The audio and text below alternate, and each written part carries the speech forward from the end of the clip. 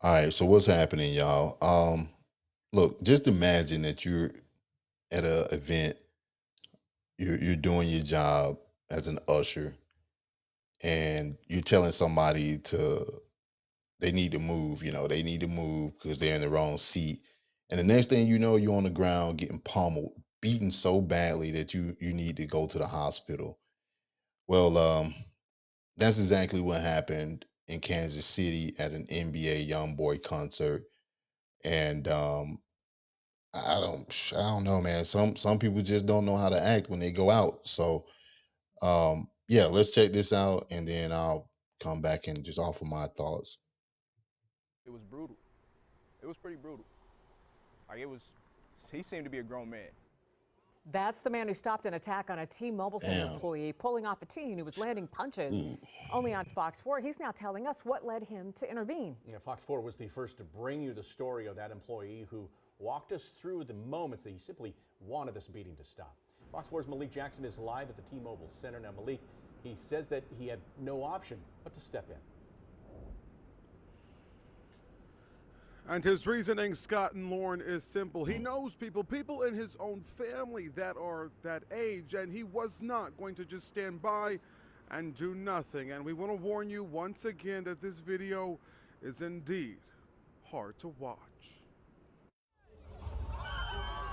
Here is the video still racking up views by the minute on social media. It shows the beating of 66-year-old Thomas Schlange, a 17-year veteran member of the T-Mobile Guest Services That's team. crazy. Tonight, the account of how it all unfolded from the only person who was brave enough to step in and stop the beating. Thomas is backing everybody back. He's just doing his job, telling everybody to clear the stairway and all of that. Man. And then the kid just keeps coming down. Antonio Clayter says then there was a brief exchange between Schlange and the teen. Before he knew it, things quickly got out of hand. The kid just pushed him. Snap. Yeah, he just spazzed out and he pushed him.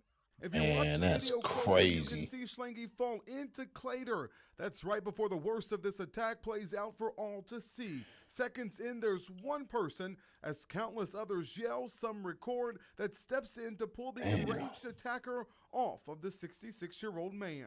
I had to. It wasn't even a feeling. It was something that had to be done. Like, I have family members that are that age. This isn't right. Like, I have elders. Like, Man, I was raised with morals and values. Like, that's all of that act like over that, especially to our elders. a seat. As a message for the teen, he says, needs to be Being, held accountable. You can't grow up with that type of mentality because you're not going to get far in life. being told to move because you're in the wrong seat. And I know what It's crazy. road that you can go down. Like, and you're not going to get anywhere good besides prison or dead that way, bro. Yep.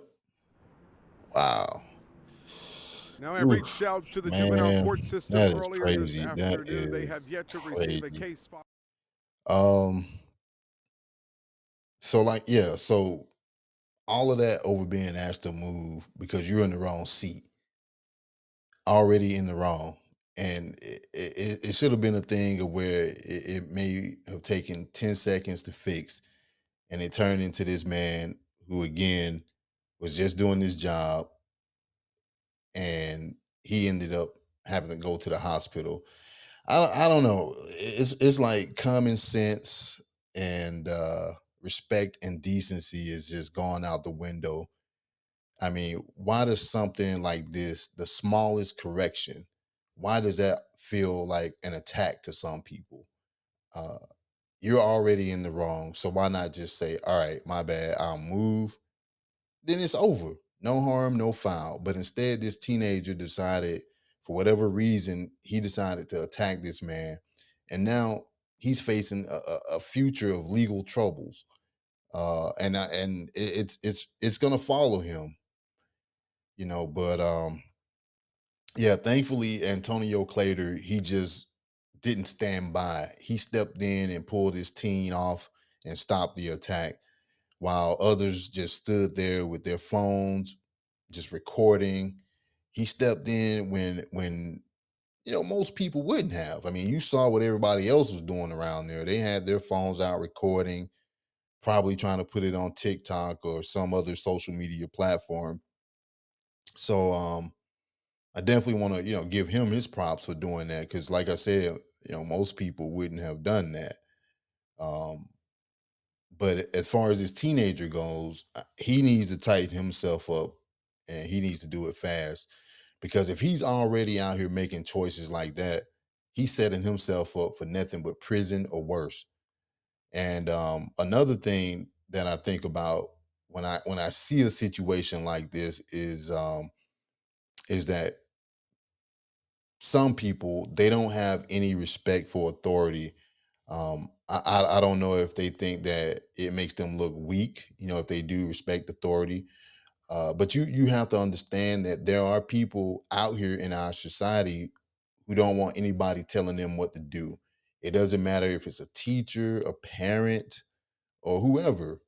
Uh, and it's like, to them, the moment that they hear that they can't do this or they can't do that, or in this case, you need to move, you're in the wrong seat, it's just something inside of them that kicks in. I guess to them, being corrected feels like being disrespected. And I bring that up because I grew up with some people just like that, and I got to see how things turned out for them. Now, some made changes and some didn't. And for the ones that didn't, they were left behind because nobody wanted to deal with them. Nobody wanted to deal with somebody who's hard headed, um, didn't want to, listen to anybody, and then they just lack discipline. But the truth is that life is full of authority. At work, at school, in public spaces, you're always going to have rules and boundaries. And if someone can accept correction in the smallest things, like being told to move to the right seat, how are they going to survive when life puts bigger responsibilities and restrictions in front of them? And when you're dealing with somebody like that, it's dangerous because, it's not about control or looking weak. It's about order and safety. You can do whatever you want to do, but the moment that you put somebody's well-being and safety in jeopardy, that's when consequences and accountability come in. Doing whatever you want doesn't mean you get to do whatever you feel like without thinking about how it affects other people. The second that your choices start hurting somebody else, it's no longer just about you, it's about responsibility. And responsibility is something that this young man, he's about to find out the hard way. He's about to learn that. And I know when you're young, and when we're all young, we don't make the best of choices. But with this one, when somebody gets hurt behind your choices and your actions, it takes more than just an apology. It takes accountability. It takes owning up to the damage that you've caused. Because once you put your hands on somebody and cause harm, you can't just say sorry and walk away. That's not how life works.